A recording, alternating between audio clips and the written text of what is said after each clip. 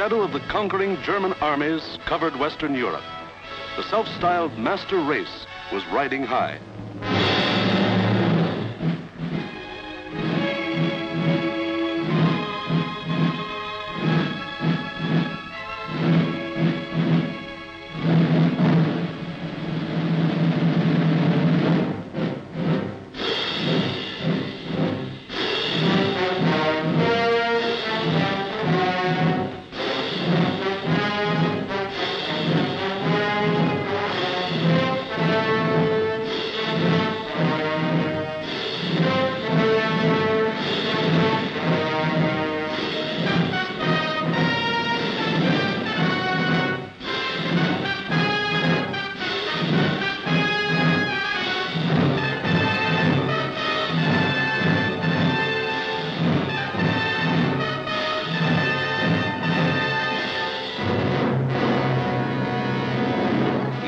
Adolf Hitler stood just as Napoleon had stood more than 100 years before, and looked across the English Channel to the one fighting obstacle that stood between him and world domination. The chalk cliffs of Britain rose sheer and white out of the choppy waters. And beyond, a little island, smaller than the state of Wyoming.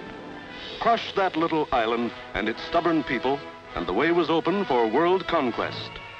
The fall of Austria, Czechoslovakia, Poland, Denmark,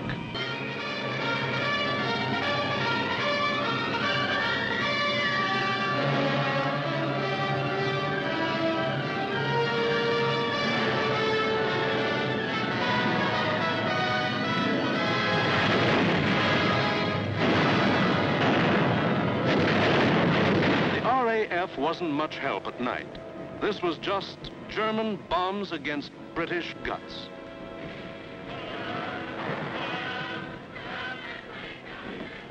Harvey? Hello, Jack. Sound happy enough down there tonight, don't they? Yes, they're all right.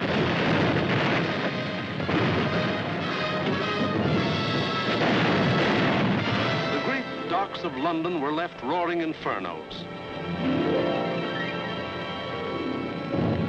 Homes were destroyed by incendiaries. Business blocks were aflame. And still the people of London took it. Night after night they burrowed underground. And morning after morning they dug themselves out of the wreckage.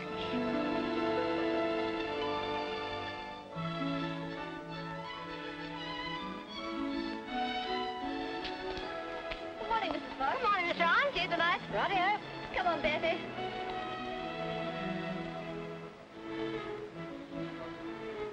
Would you like to sit down? Thanks. Morning, Miss Ryan. Sleep well? Fine, thanks. Wasn't it a quiet night? What about the one that came down about 2? I didn't hear it. Did you? No. Oh, we're getting used to them around here.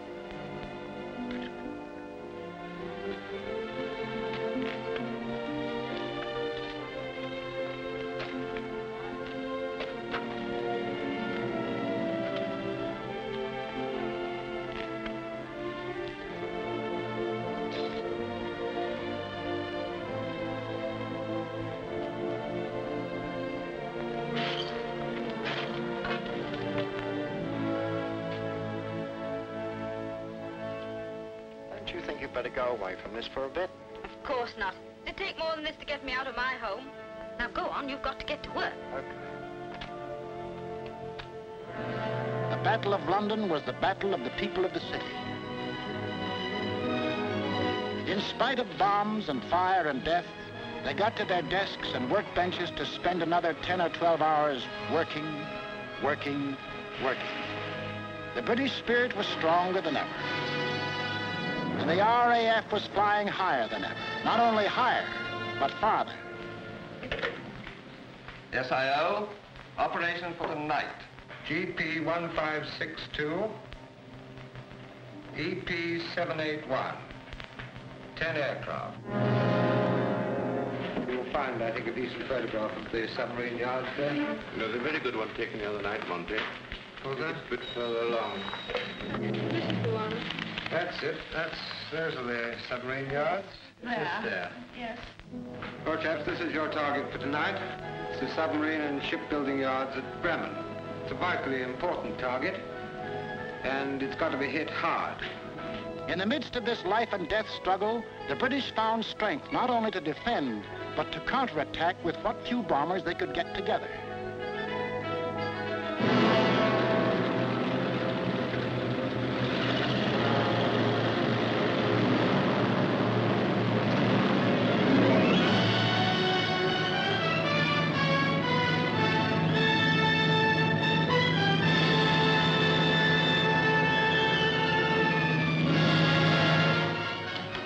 Charlie, airborne, sir.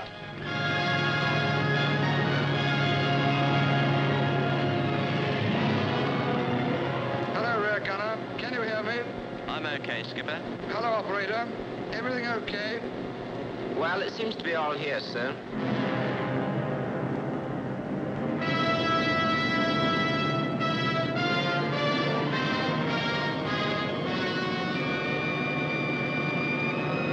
Hitler cried, "Night gangsters!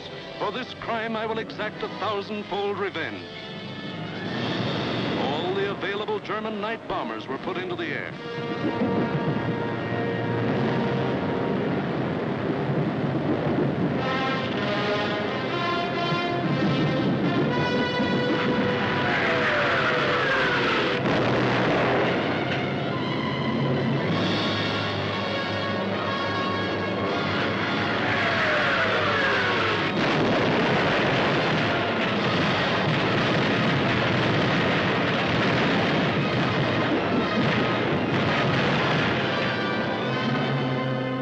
The 1,000-fold revenge was Coventry.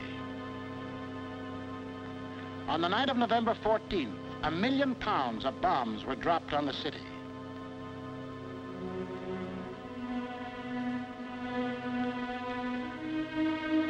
Coventry was smashed as flat as Warsaw and Rotterdam.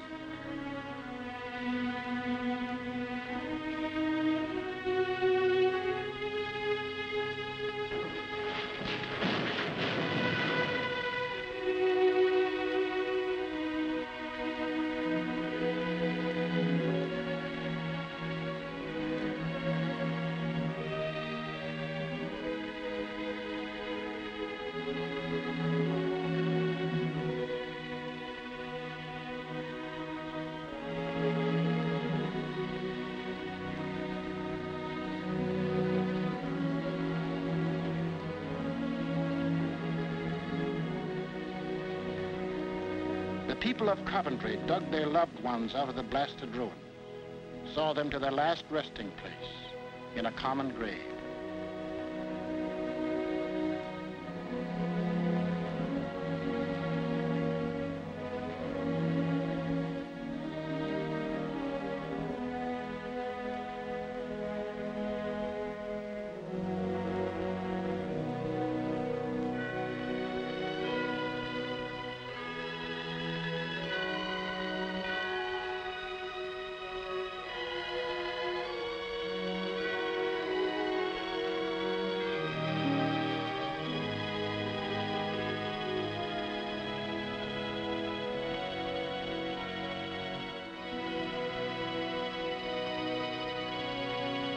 Hitler could kill them, but damned if he could lick them.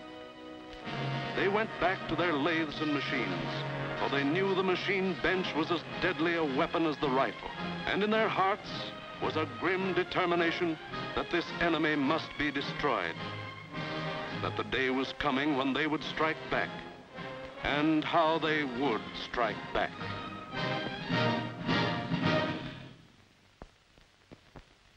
Christmas, 1940.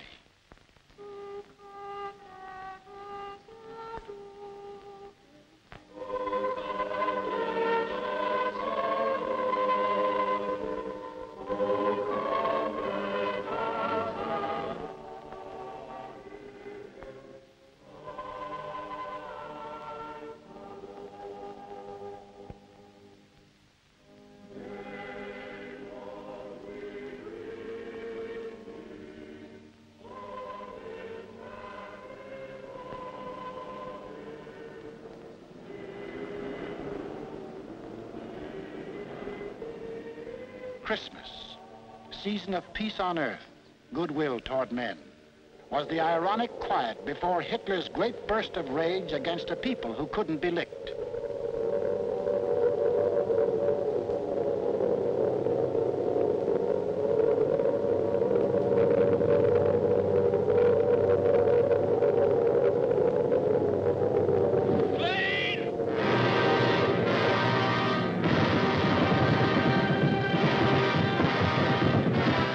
Bomb them into submission, so he would burn them to ashes.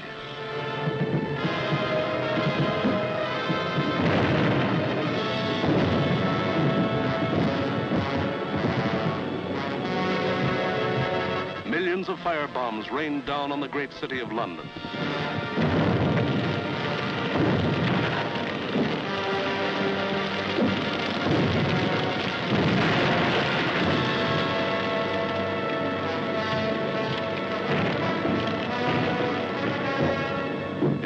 Minutes, more than 1,500 different sections of the city burst into roaring flames.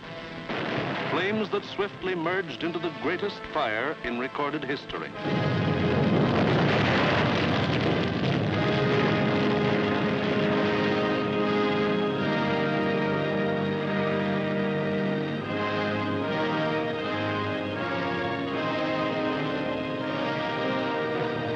In the midst of all the fire and destruction, vital water mains were shattered.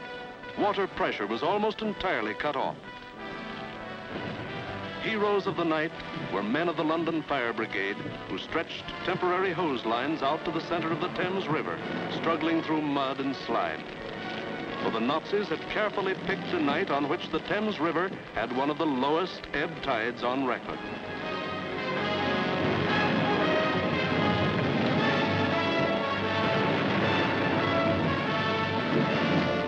While London burned above them, the people of the city held on, chin up and thumbs up.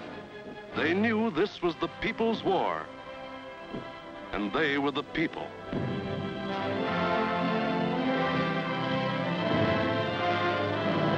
And a people that couldn't be panicked, couldn't be beaten.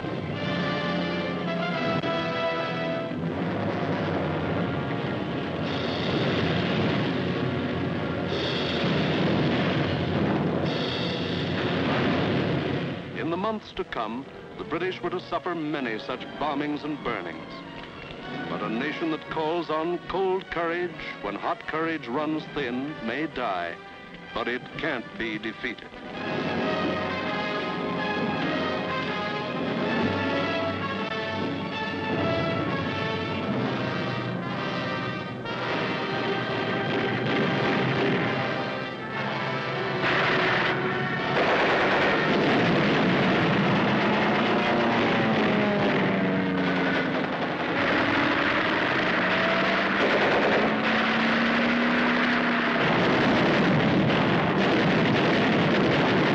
Had lost the battle. He had lost 2,375 German planes and their crews. For the first time, it was the Germans who ate the bitter dirt of defeat. Gone was the legend of their invincibility. But not one single Nazi soldier set foot on British soil. But Hitler couldn't stop.